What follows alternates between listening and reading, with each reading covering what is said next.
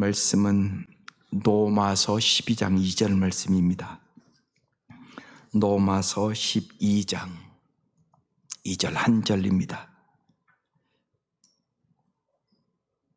한 목소리로 봉독하겠습니다. 시작. 너희는 이 세대를 본받지 말고 오직 마음을 새롭게 함으로 변화를 받아 하나님의 선하시고 기뻐하시고 온전하신 뜻이 무엇인지 분별하도록 하라. 오늘 말씀은 인생을 향한 하나님의 계획.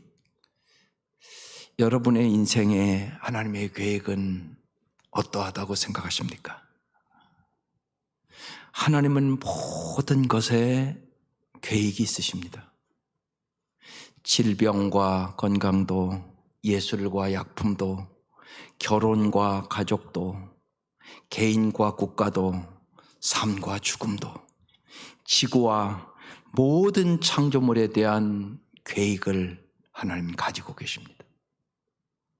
이 시간 그래서 우리는 정말 인생을 향한 하나님의 계획이 무엇인가를 우리가 어떻게 알 수 있는지 거기에 대해서 말씀을 나눌 것입니다. 특별히 직업을 통해서 우리 평생을 어떻게 설계할 수 있을까? 거기에 대해서 하나님 우리에게 말씀하시고 있다는 겁니다. 첫 번째로 나의 인생을 향한 하나님의 계획은 무엇인가? 크리스찬에 있어서 비전이라는 것은 하나님이 나의 인생을 향해 가지신 궁극적인 목적이자 인생을 걸어갈 방향을 말합니다. 아담에게 하나님이 주신 비전은 땅을 정복하고 만물을 다스리라고 말씀합니다. 그것이 창세기부터 시작되는 말씀입니다. 하나님이 그들에게 복을 주시며 하나님이 그들에게 이르시되 생육하고 번성하여 땅에 충만하라, 땅을 정복하라, 바다의 물고기와 하늘의 새와 땅에 움직이는 모든 생물을 다스리라, 이렇게 말씀하십니다. 그러면 아브라함의 비전은 뭡니까? 아브라함의 비전은 목축이 아닙니다. 큰 민족의 조상과 복의 근원이 되라. 창세기 그래서 12장에 써 있는 겁니다. 내가 너로 큰 민족을 이루고 내게 복을 주어 내 이름을 창대하게 하리니 너는 복이 될지라. 너를 축복하는 자는 내가 복을 내리고 너를 저주하는 자에게는 내가 저주하리니 땅의 모든 족속이 너로 말미암아 복을 얻을 것이라 하신지라. 아브라함을 우상 숭배하는 그 자리에서 불러서 너를 복의 통로로 만들겠다, 이렇게 불렀다는 겁니다. 그럼 요셉의 비전은 애굽의 총리 되는 것이 아닙니다. 이스라엘 민족과 세상 사람을 구원하는 겁니다. 그래서 창세기 50장을 마치면서 20절에 이렇게 말합니다. 형님들은 나를 해치려고 하였지만 하나님은 오히려 그것을 선하게 바꾸셔서 오늘과 같이 수많은 사람의 생명을 구원하셨습니다. 예수님은요, 최고의 목수가 아니라, 납비가 아니라 온 인류를 구원하는 것이 예수님의 비전이었습니다. 그것이 마태복음 1장 21절 말씀입니다. 아들을 낳으리니 이름을 예수라 하라. 그가 자기 백성을 그들의 죄에서 구원할 자이심이라. 명확하지 않습니까? 그럼 사도 바울의 비전은 뭡니까? 하나님 왜 부르신 겁니까? 천막을 만드는 것이 아니라 이방인에게 복음을 전하게 하려고 불렀다고 성경은 명확하게 얘기를 합니다. 사도행전 26장이 참 명확한 말씀입니다. 자, 일어나서 발을 딛고 서라. 내가 내게 나타난 목적은 너를 일꾼으로 삼아서 내가 나를 본 것과 내가 장차 내게 보여줄 일의 증인이 되게 하려는 것이다. 나는 이 백성과 이방 사람들 가운데서 너를 건져내어 이방 사람들에게로 보낸다. 이것은 그들의 눈을 열어주어서 그들이 어둠에서 빛으로 돌아서고 사탄의 세력에서 하나님께로 돌아오게 하며 또 그들이 죄사함 받아서 나에 대한 믿음으로 거룩하게 된 사람들 가운데 들게 하려는 것이다. 아주 목적이 뚜렷하잖아요. 그래서 내가 너를 불렀다, 이렇게 말씀하십니다. 직업과 비전은 언제나 연관되어 있습니다. 그래서 비전이 구체적으로 드러나는 것이 직업인 겁니다. 그럼 두 번째로, 직업을 통해 나타나는 비전을 어떻게 발견할 수 있을까요? 크리스찬에 있어서 직업은 단순히 돈을 벌거나 자아 실현을 위한 도구가 아닙니다. 크리스찬에게 있어서 직업은 사명입니다. 따라서 크리스찬에 있어서 직업이란 비전을 이루는 과정에서 사용되는 도구로 맡겨진 일입니다. 따라서 회사를 선택할 때, 내가 직업을 선택할 때 회사가 가진 사명이 무엇인가를 물어봐야 합니다. 내가 들어가려고 하는 저 회사의 사명은 뭔가, 그걸 알아야 된단 말입니다. 성경의 하나님의 사람들은 다 직업을 가지고 있었습니다. 예수님도 목수 아닙니까? 그러면서 전도자요, 구세주의 사역을 하셨습니다. 바울은 유대교 랍비입니다. 천막 제조업자입니다. 그런데 그는 전도자가 됩니다. 문제는 이런 평생 직업을 어떻게 찾느냐는 겁니다. 우선 비전과 소명과 직업을 구분해서 이해해야 합니다. 비전은 한 사람의 인생을 향한 하나님의 계획으로 평생 그 사람의 삶을 끌고 가는 큰 그림입니다. 비전은 넓은 의미의 소명입니다. 하나님은 우리를 불러서 구원하시는데 이것은 넓은 의미의 소명입니다. 누구든지 하나님을 믿고 섬기고 순종하는 것은 만일을 향한 하나님의 부르심입니다. 이 부르심에 의하여 살아가는 사람들이 크리스찬입니다. 직업은 좁은 의미의 소명입니다. 그래서 직업은 소명의 구체적인 적용인 겁니다. 예를 들어서 내가 스포츠 용품 가게를 운영한다고 그럽시다. 이건 직업입니다.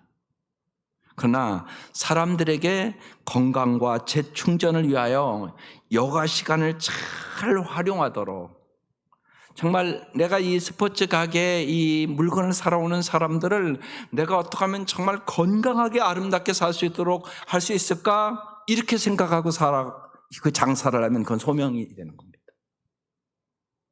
직업은 사람들이 수입과 권력과 직위와 위신을 생각하게 만듭니다. 소명은 사람들에게 인간의 필요와 도덕적인 기준과 전체적인 시각을 바라보도록 만들어주는 것입니다. 따라서 소명의식이 직업 선택보다 선행되어야만 아름다운 삶을 삽니다. 목사도 예를 들면 내가 돈 벌기 위해 목사했다 그러면 그건 타락한 목사입니다.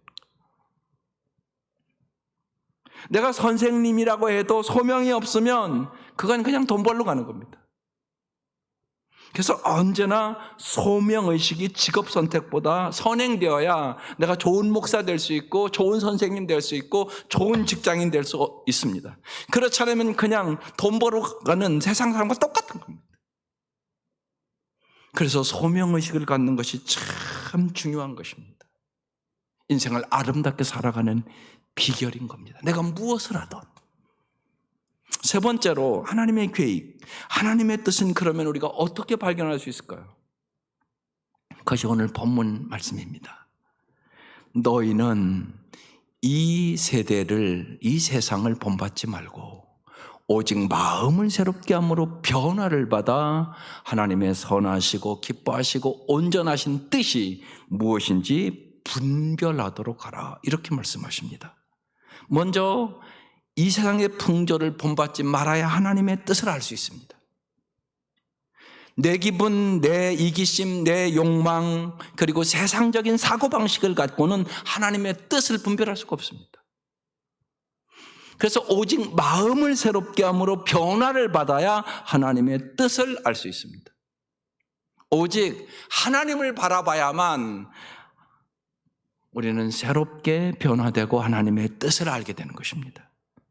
하나님의 선하시고 기뻐하시고 온전하신 뜻이 무엇인지 분별해야 하나님의 뜻대로 살아갈 수 있게 되는 것입니다.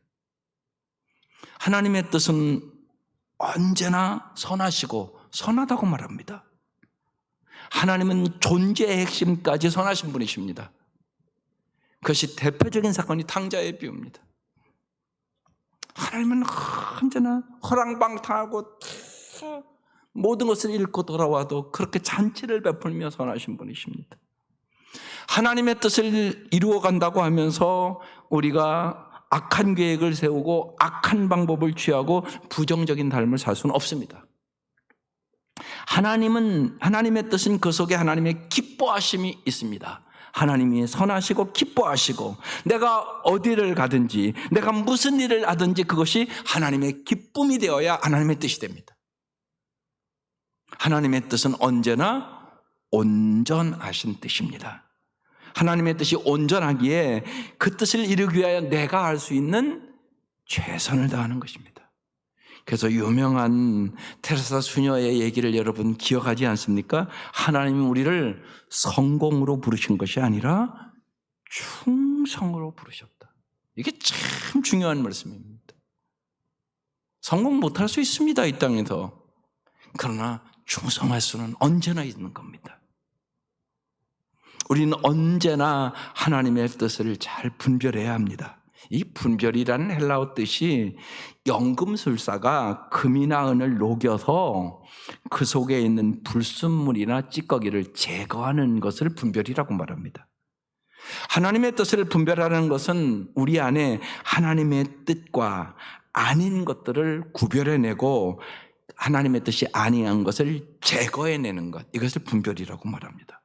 우리의 삶 속에 선하지 않은 계획과 수단과 방법을 제거하고 하나님이 조금이라도 기뻐하시지 않는 부분이 있다면 도려내고 우리의 안위를 위하여 나태하고 게으른 부분이 있다면 제거해서 우리의 삶을 통하여 하나님의 선하심과 기뻐하심과 온전하심을 세상에 증거하는 것이 하나님의 뜻입니다.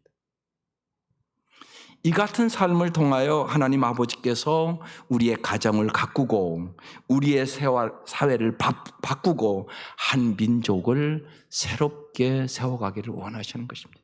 그래서 정말 뜻이 하늘에서 이루어진 것처럼 이 땅에 하나님의 뜻이 이루어지기를 원하시는 것입니다. 사도 바울은 그렇게 살기를 힘쓴 사람입니다. 로마서 1장부터 11장까지가 믿음이란 무엇인가? 로마서 12장으로 딱 넘어가면 믿음으로 어떻게 살아야 될 것인가? 그러면서 오늘 본문 준 것입니다. 하나님의 뜻을 발견하는 구체적인 그래서 5가지 원리가 있습니다. 꼭 좀 기억하셔야 합니다. 첫 번째는 하나님은 우리를 날마다 말씀으로 인도하십니다. 말씀으로 하나님의 뜻을 가르쳐 준단 말입니다. 그래서 주의 말씀은 내 발의 등이요 내 길의 빛이라고 시편 119편 기자가 우리에게 고백하고 있는 것입니다. 우리가 어떻게 살아야 될 것인가를 주님이 날마다 가르쳐 주신다는 것입니다. 하나님의 말씀을 통해 하나님의 뜻대로 선택하도록 언제나 기본 원리를 알려주십니다. 그래서 하나님의 이 말씀은 보물지도와 같습니다. 하나님을 믿는 사람들은 말씀을 통해 하나님과 동행하고 말씀을 통해 우리의 잘못된 것을 버리고 말씀을 통해 미래를 확신하게 되는 것입니다. 그래서 여호수아서 1장 8절에 정말로 평탄과 형통의 비결은 주야로 하나님의 말씀을 묵상하고 그 말씀대로 행하는 것이라고 말씀하고 있는 겁니다. 두 번째는 성령의 인도를 따를 수 있습니다. 성령님은 보물지도의 안내자입니다. 빌립보서 2장 13절에 하나님은 여러분 안에 활동하셔서 여러분으로 하여금 하나님을 기쁘시게 해드릴 것을 소원하게 하시고 실천하게 하시는 분이다, 이렇게 써 있습니다. 기도할 때 성령님이 우리의 마음에 참 아름다운 소원을 주시고 그때로 살아갈 수 있는 능력을 주십니다. 성령님이 때로는 특이한 방법으로 환상이나 꿈을 보여주시기도 합니다. 그러나 주의해야 할 것이 있습니다. 사탄도 역사에서 여러분이 잘못된 길로 가게 할 때가 있습니다. 그래서 신비주의에 빠지기도 하고, 어떤 지도자는 양들을 섬기지 않고 지배하고 하나님의 대변자처럼 교주처럼 활동을 하고, 그러므로 수많은 양들이 헛된 길로 갈 수도 있습니다.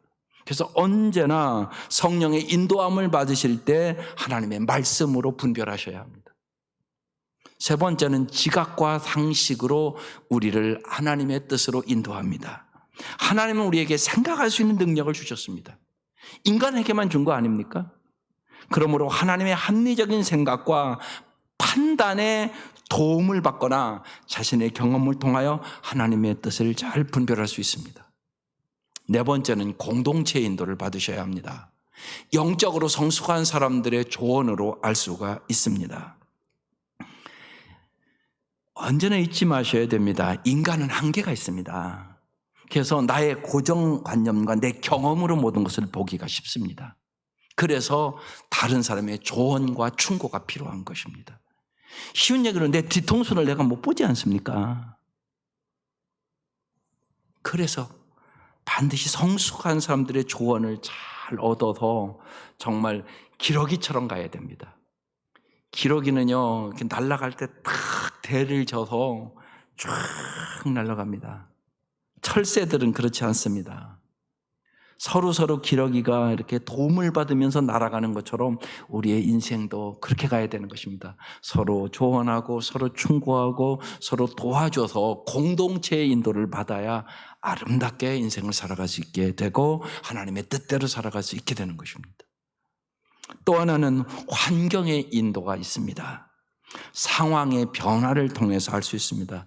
때로는 우리의 인생에 어떤 일이 열리기도 하고 닫히기도 합니다. 이 환경의 변화를 잘 하나님의 뜻을 묻는 기회로 삼으셔야 합니다. 이런 방법들을 통하여 주어지는 환경에 주목하다 보면 어떤 것이 하나님의 뜻인지 분별할 수 있단 말입니다. 이 네 가지가, 이 다섯 가지가 여러 가지 복합적으로 언제나 나타납니다. 우리는 언제나 하나님의 선하시고 기뻐하시고 온전한 뜻이 무엇인지 물어보고 분별하기 위하여 적극적인 자세를 가지셔야 합니다. 사랑하는 성도 여러분, 정말 이 어려운 때에 무엇보다도 우리가 하나님의 뜻대로 살기 위하여 깨어 기도해야 하는 것입니다. 여러분, 그러면 기도한다는 것이 무엇입니까? 기도는 결코 하나님을 향한 인간의 넋두리가 아닙니다. 기도는 하나님의 말씀에 순종하는 결단입니다. 기도한다는 것은 그래서 예수님과 함께 이렇게 하려는 겁니다. 저의 뜻이 아니라 아버지의 뜻입니다. 저의 말이 아니라 아버지의 말씀입니다. 저의 가치가 아니라 아버지의 가치입니다. 저의 영광이 아니라 아버지의 영광입니다. 저의 이름이 아니라 아버지의 이름으로 됩니다. 우리가 기도할 때 하나님께 매달리는 건 못지않게 우리의 일상의 행동을 할 때도 우리는 철저히 하나님께 붙들려야 되는 것입니다. 그래서 날마다 여러분 기도해야 될 것이 있습니다. 내 안에 계신 예수님, 내가 예수님처럼 삶을 살아갈 수 있도록 내 생각도, 내 눈도, 내 입술도, 내 손과 발도 주님께서 주장하여 주십시오. 그래야 제가 주님이 행하셨다고 말할 수밖에 없는 간증을 가지고 살아갈 수 있습니다. 이 기도가 꼭 필요한 기도입니다. 주님은 여러분 안에 계십니다. 그 주님이 우리의 삶 속에 역사하셔야 되는 것입니다. 네 번째로 하나님의 뜻을 알기 위하여 구체적인 세 가지 삶의 지침이 있습니다. 여러분 이것을 잘 특별히 기억하셔야 합니다. 한 가지는 하나님의 뜻은 미래에 일어날 일을 미리 아는 것에 초점을 맞추는 것이 아닙니다. 현재 상황에서 지켜야 할 원칙으로 하나님의 뜻을 더 확실히 알 수 있다는 것입니다. 그래서 현재가 중요합니다. 사람들은 보통 하나님의 뜻을 미래 아는 것에 집착하지만 그보다 더 중요한 것이 있습니다. 직업을 찾는 데 있어서도 자신이 가질 직업이 무엇인지 미리 아는 것보다 직업이나 직장을 결정하는 데 있어 기준이 되는 하나님의 원칙을 아는 것이 훨씬 더 중요합니다. 고린도서 6장에 이런 말씀이 있습니다. 너희 몸은 너희가 하나님께로부터 받은 바 너희 가운데 계신 성령의 전인 줄을 알지 못하느냐? 너희는 너희 것이 아니라 값으로 산 것이 되었으니 그런즉 너희 몸으로 하나님께 영광을 돌리라. 어떤 직업을 갖든지 하나님께 영광을 돌리는 것이 일단 원칙입니다. 이 말씀의 뜻을 잘 아는 크리스찬의 노동자나 경영인은 현재 하나님을 높이며 이웃을 사랑하고 이를 통하여 공동의 유익을 추구하는 원칙을 지키고 따라간단 말입니다. 예를 들어서 우리는 대학이나 직장이나 배우자를 고를 때면 장시간 심사숙고합니다. 그 선택이 미칠 파장을 생각하면 충분히 그러야 할 것입니다. 그러나 오늘 현재 TV를 너무 많이 본다든지 쓸데없는 전화통화를 너무 많이 한다든지 자녀를 칭찬하는 일이 거의 없다는 것 따위는 별로 신경을 쓰지 않고 살아갑니다. 하지만 날마다 내리는 나의 작은 선택이 누적되면 미래에 내리는 큰 선택의 의미보다 훨씬 큰 영향을 미친다는 사실입니다. 우리는 하나님의 뜻을 내가 행한지 여부는 현재 날마다 내리는 작은 선택으로 결정됩니다.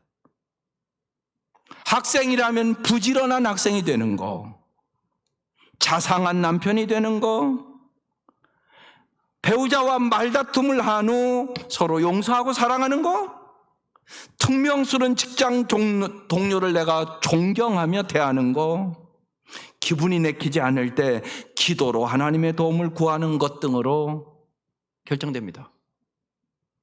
우리에게 문제가 있다면 그것은 지식이 부족이 아니라 이미 알고 있는 내용에 반응하지 않으려는 태도에 있는 것입니다. 하나님의 임재 연습이라는 유명한 책을 쓴 노렌스 형제는 이렇게 말합니다.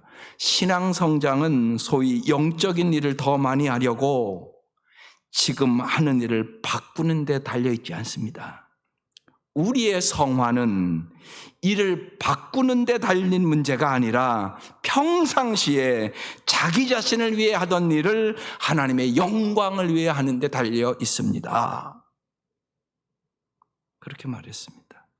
그래서 여러분, 현재 여러분의 삶의 작은 일들, 그것이 내가 하나님의 뜻대로 사는지 아닌지를 결정하는 것입니다. 두 번째는 하나님의 뜻은 고정된 한 점만이 아니라 원칙에 맞기만 하면 주어지는 많은 가능성을 볼 줄 알아야 된다는 겁니다. 특별히 여러분 크리스찬으로서의 뚜렷한, 여러분이 정말 아름다운 살려고 하는 하나님이 주시는 원칙은 마태복음 6장 33절입니다. 그런즉 너희는 먼저 그의 나라와 그의 의를 구하라. 그러면 이 모든 것을, 너희 그 먹을 거 마실 거 입을 거 모든 것을 너에게 더하시리라. 주님 그렇게 명확하게 말씀하셨습니다. 우리가 어떤 선택을 해도 하나님의 원칙, 마음이 깨끗하고 동기가 순수하여 먼저 하나님의 나라와 의를 구하면 우리는 하나님의 뜻 가운데 풍성한 삶을 살아갈 수 있다는 것입니다. 그러나 원칙에 벗어난 결정을 하면 하나님이 사랑하기 때문에 징계를 한다는 겁니다. 물론 원칙 안에 있는 결정을 하더라도 우리의 삶에 세상이 약하니까 고난이 있을 수 있습니다. 그것은 잘못된 선택이 아니라 하나님이 연단하시는 과정일 뿐인 것입니다.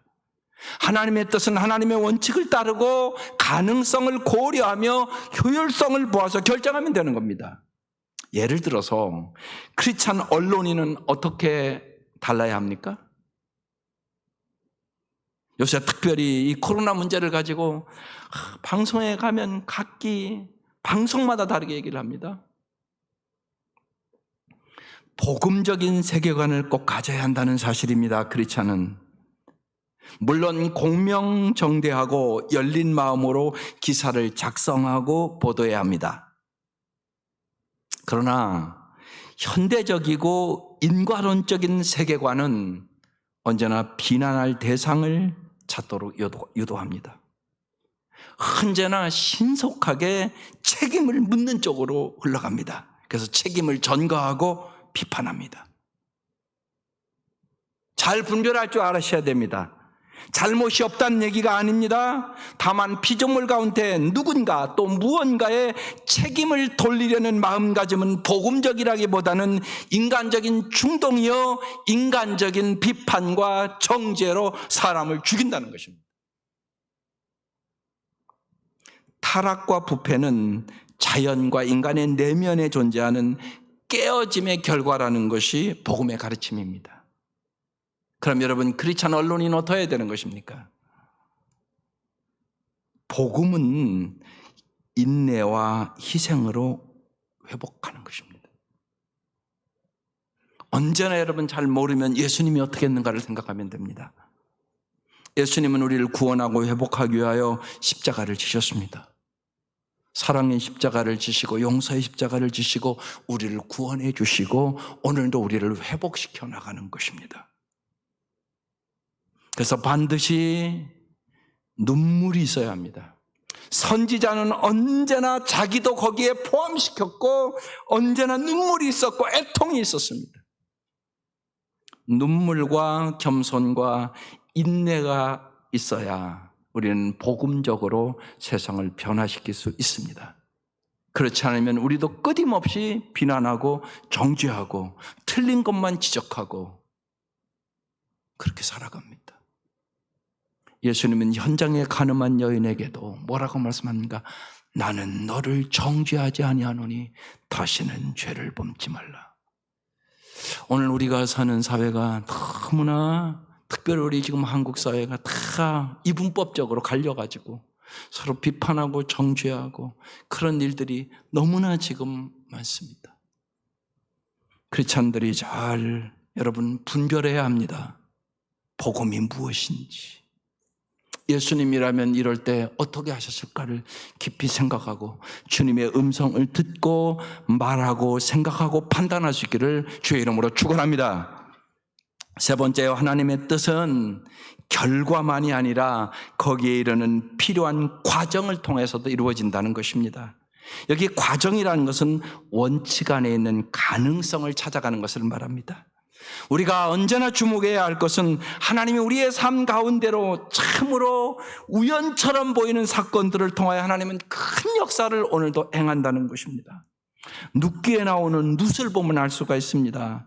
남편의 고향인 베들레헴으로 돌아와 어느 날 우연히 남편의 친족인 보아스의 밭에 가서 이삭 줍기를 합니다. 성경에 우연이라고 써있지만 하나님의 섭리가 있었던 것입니다. 룻기 2장 3절에 그래서 이렇게 써 있습니다. 룻이 가서 베는 자를 따라 밭에서 이삭을 줍는데 우연히 엘리멜렉의 친족 보아스에게 속한 밭에 이르렀더라. 저 우연히 하나님의 섭리란 말입니다. 룻은 나오미의 며느리로서 이방여에 있는데 그 어머니를 따라오지 않습니까? 그래서 전업주부를 거쳐서 이제 이삭 줍기를 해서 날마다 살아가는 그 일을 합니다. 그리고 이걸 사건으로 보아스의 아내가 되고 예수님의 조상이 되는 기적이 일어납니다. 크리스천들은 직업을 가지고 생활하면서 나의 평생 직업을 통해 하나님이 내 인생에 부여하신 비전을 늘 염두에 두고 사는 사람입니다. 크리스천은 성경 속에 나타난 사람들의 비전과 직업의 관계를 잘 살펴보면서 어떤 일을 통하여 하나님의 나라를 이 땅에 세워나갈 것인가를 생각하고 정리하고 살아가는 사람들입니다. 오늘 이런 것들이 너무나 형성되지 않아서 우리는 크리스천과 세상 사람들이 똑같다고 얘기하는 것입니다. 하나님은 우리의 행동뿐만이 아니라 언제나 동기를 보십니다. 우리가 평신도든 목사든 독신이든 기혼이든 젊든 나이가 들었든 건강하든 아프든 상관없이 하나님의 뜻대로 살고 있는지 아닌지 아는 방법은 가정과 직장에서의 나의 몸가짐이 어떤가? 시간과 재능의 사용은 어떻게 하고 있는 것인가? 허드렛 일도 마다하지 않는 태도를 갖고 있는가? 난 언제나 섬김의 각오를 갖고 있는가? 희생적인 삶에 대한 헌신은 어떤가?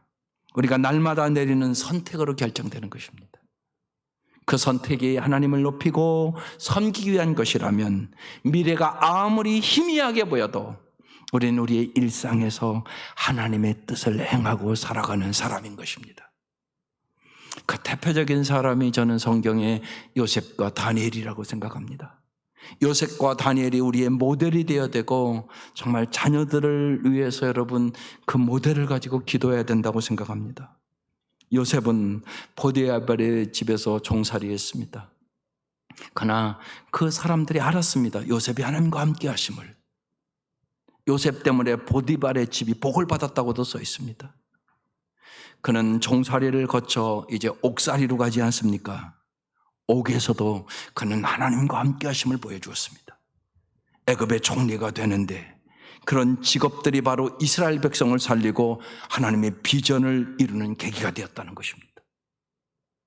우리의 인생도 순간순간 하나님의 인생을 인도를 따르고 비전을 가질 때 어떤 역경이 와도, 아니 이까지 코로나가 와도 우리에게는 이길 수 있는 힘을 얻고 하나님의 뜻을 이루는 진짜 성공적인 삶을 살아갈 수 있다는 것입니다. 우리가 어렵다고 하지만 요셉이 감옥에서 있었던 것만큼 어려웠겠습니까? 그보다는 나은 삶 아니겠습니까? 다니엘은 자기의 직업을 통하여 바벨론 포로로 잡혀가서도 하나님께 영광을 돌린 사람입니다. 다니엘서 6장에 다니엘의 인생이 기록되어 있습니다. 다니엘은 마음이 민첩하여 총리들과 고관들을 위해서 뛰어남으로 왕이 그를 세워 전국을 다스리게 하고자 한지라. 이에 총리들과 고관들이 국사에 관하여 다니엘을 고발할 근거를 찾고자 하였으나 아무 근거, 아무 허물도 찾지 못하였으니 이는 그가 충성되어 아무 그릇됨도 없고 아무 허물도 없음이었더라. 이게 다니엘의 삶입니다. 세상 사람들이 보기에도 그랬다는 것입니다. 그래서 다니엘을 제거하기 위하여 다리오 왕 외에 어떤 신에게나 사람에게 무엇을 구하면 사자굴에 넣기로 모의를 꾸미지 않습니까? 그때도 다니엘은 어떻게 합니까? 다니엘서 6장 10절 우리가 잘 아는 말씀 아닙니까? 다니엘이 이 조서에 왕의 도장이 찍힌 것을 알고도 자기 집에 돌아가서는 윗방에 올라가 예루살렘을 향한 창문을 열고 전에 하던 대로 하루 3번씩 무릎 꿇고 기도하며 그의 하나님께 감사하였더라. 오늘 이 코로나 어려운 사태 속에서 이 다니엘처럼 살아가는 사람들이 필요한 겁니다. 우리는 정말 어렵다고 얘기하지만 다니엘처럼 하루에 3번씩 기도하고 있습니까? 하나님을 의지하고 있습니까?